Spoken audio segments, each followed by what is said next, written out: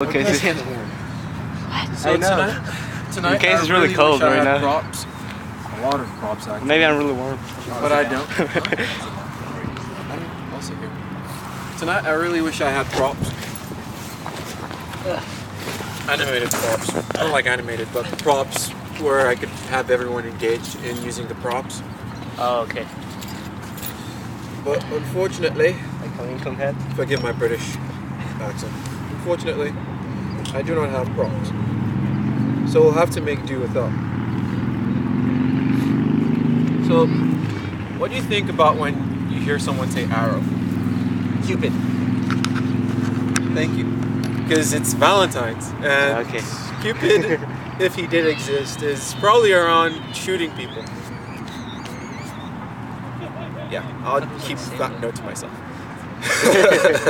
He's probably out shooting people because it's Valentine's Day and it's supposed to be the day of love. But for us Christians, every day is supposed to be a day of love. Every day we're supposed to display the love of Christ wherever we go, with whoever we meet. You know, even if it's in a smile. You know, you never know how bad someone's day could be and how much a smile can do. A handshake or just being there to listen. So there you have like a little snippet of what an arrow could symbolize. Today being Valentine's Day and all. This would be like a 2-week series. I'm not used to saying series or doing series out here because, well, we share as the Lord leads. You know, series help to keep things a bit organized. But we'll make do with the best we have. So the reason I mentioned arrows, I'm going to read a text and you get a broader context of why he said the word arrows. Some prefer flaming darts, but let's just go with arrows. So Ephesians 6, 12 through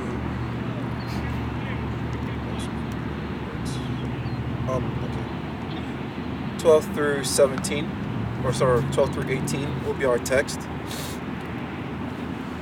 For those of you who may or may not have a Bible, so you have a reference of where I'm talking from, so I'm not just like blah blah blah. So Paul here is encouraging the Ephesians, like he started in chapter 1 to tell them their purpose, the purpose why God saved them, letting them know that God has chosen them for, like, God created them and God chose to like save them before he even created them, like before he laid the foundations of the earth. Ephesians 2, he continues to encourage them and tell them that, hey, you were once this, but now the Lord has made you this. And he goes on to explain you're saved by grace. Ephesians 5, he talks about marriage and love and the whole Cupid thing. But Ephesians 6, he's encouraging them, like he's like saying, okay, I'm going to leave you with something. Towards the end of Ephesians 6, we're going to start at verse 12, where he's like, for we do not wrestle against flesh and blood, but against the rulers, against the authorities, against the cosmic powers over this present darkness, against the spiritual forces of evil in the heavenly places. I'll just stop there for a minute.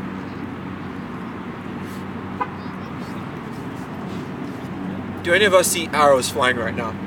Not unless you have like a spiritual eye, then I'd be like, well. But do we see any arrows flying right now? Do we see any spares? Are we in a war zone? Yes.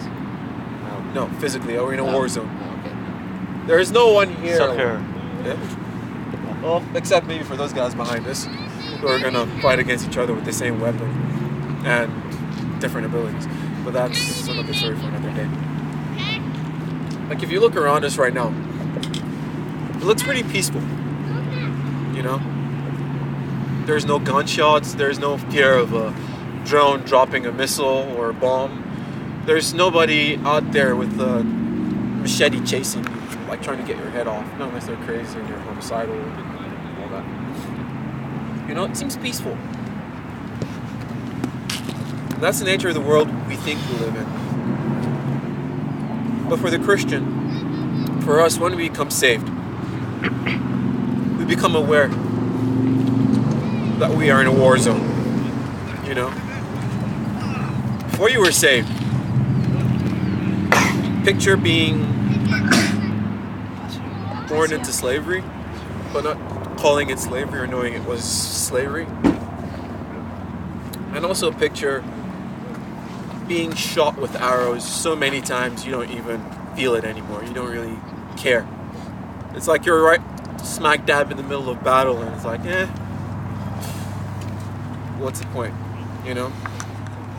Now the person in slavery who doesn't know he's in slavery, we liken that person to someone who doesn't really see the need to follow Christ, see the need to give their life to Christ. Really doesn't care. Or know that they're in a war zone, or know that they're prisoners or something. And then there's the other person who's got life being thrown at him every minute, every second. To where temptation and evil just keeps hitting them and hitting them and hitting them until it's like you don't care anymore. When we get saved, it's like getting enlisted into the army. You know? It's like I shave my head, I go into basic training, I get my first rifle. For us, our rifle or our sword is our Bible. You know? And the more you get to know other Christians who are further ahead in their faith, the more you see, okay, fine. That's a soldier I want to be like. When you see like commercials for the Marines, what comes to mind? It's like, boy, I wish I was as badass as he was. Forgive my language, but I wish I was like badass like that with the gun and the helmet, rushing into battle, like stuff you see in modern warfare, like throwing the grenade and jumping into battle and saving, throwing the knife. yeah, like sneaking up on someone and then stabbing them. Like, yeah, I'm BA, I'm good. You know, that's the image of the Christian that's mature in their faith. That's like, I want to be that when I grow up. But that's you when you first become a Christian. From Bible Street. You know, you become aware that you're in a war zone. It's like, I just got drafted. Okay, let's go. So that's what Paul's saying here in verse 12. For we do not wrestle against flesh and blood. We become aware that our enemy is not the people we see around us, even though there might be people that pose themselves as our enemies. We become aware that they aren't the real enemy. That the devil and his little minions, his little demons, those are the real enemy. You know? And that's what Paul's reminding us here. And then he implores the Ephesians to do something, which we all need to do on a daily basis as Christians. Verse 13, he says, therefore take up the whole armor of God, that you may be able to stand in the evil day, and having done all, to stand firm. So we become aware that we have equipment. We become aware that we have a commanding officer. We become aware that we're to stand firm. Like when you first see the war, it's scary. Like when you become aware of the war, I don't know what it would be like to be in World War II Europe, being enlisted for the army in England. It's like you're a young man and it's like all of a sudden there's a draft. It's like, crap, really? Now I have to, forget my language again, but now I have to go out and fight and I may die. For many of us, you might not think that, but in reality, that's what the reality really looks like. You know? So here, he, in verse 14, 15, 16, he mentions the armor. So in verse 15, I'm just going to read through it. Verse 14. Stand therefore, having fastened the belt of truth, and having put on the breastplate of righteousness, and as shoes for your feet, having put on the readiness given by the gospel of peace. That's our equipment. And in all circumstances, take up the shield of faith, with which you can extinguish the flaming darts of the evil one. Now we've hit our point. Remember my analogy earlier about the arrows of the person who's stuck in the middle of the war zone, who's hit by so many arrows they don't even care anymore? That's you before you became saved. That's me before I became saved. You know? Arrows are flying everywhere. Now, for me, being raised in a Christian home. What's up, guys? You guys know what field this is? I have no idea. I'm sorry. Sorry. Being raised in a Christian home, I was taught that there were arrows. And those arrows were sin. Those arrows were temptation from the enemy. I was shown how to dodge those arrows. You know? But until I accepted Christ, until I became a Christian myself, I wasn't aware of I wasn't aware that I had armor on. I wasn't aware that there was armor to begin with. You know? So for us, or for me personally, my arrows have been my weaknesses. My arrows have been fear. My arrows have been people pleasing. My arrows have been the struggle with pornography. My arrows have been a lot. You know? But the moment I enlisted, my commanding officer, God, my God, the Trinity, made me aware that, look, there's arrows there, there's arrows here, there's a lot of arrows here. While I'm training you up, while I'm teaching you how to dodge those arrows, while I'm teaching you how to run into a situation and pull someone out that's about to be killed by a lot of arrows, I'm gonna slowly pull out those arrows. Now some arrows hit us and you could brave it. Like if you've seen 300, like where that guy gets stabbed and he's like, he pulls the guy who's stabbing him closer and still keeps fighting. So for some of us, we might get shot and we could brave it and pull that arrow out. This could be like little temptations, like we see the enemy shooting at us and we could like deflect, use our shield of faith to like parry that. Or sometimes that temptation would hit, but we'd stand firm and like pull that arrow out.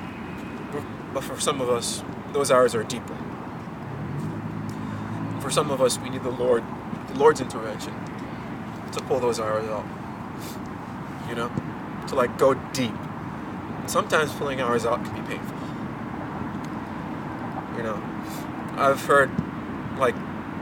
seen like medical videos about if someone does get impaled, they don't pull it out this way because that could damage tissue. They push it out. Now imagine that's you. You become enlisted in the army. You're not perfect yet. None of us are. You don't become saved and all your arrows automatically fall down. But you become aware that those arrows can kill you. And you become aware that God has the power to remove those arrows, has the power to heal you, and has the power to sustain you and teach you like how to avoid those arrows altogether. So my encouragement for you all tonight would be to just to look at your life. Look at the life of the people around you. You know, look at your friends. What arrows do you see them struggling with? How can you help? How can you be their comrade? Russians use comrade as like your fellow soldier. How do you see your fellow soldier suffering? And how can you help ease the pain of the arrow being pulled out? How can you help facilitate healing? You know, how can you help jump in and pull someone out from a cloud cover of arrows? So that's all I have for you tonight.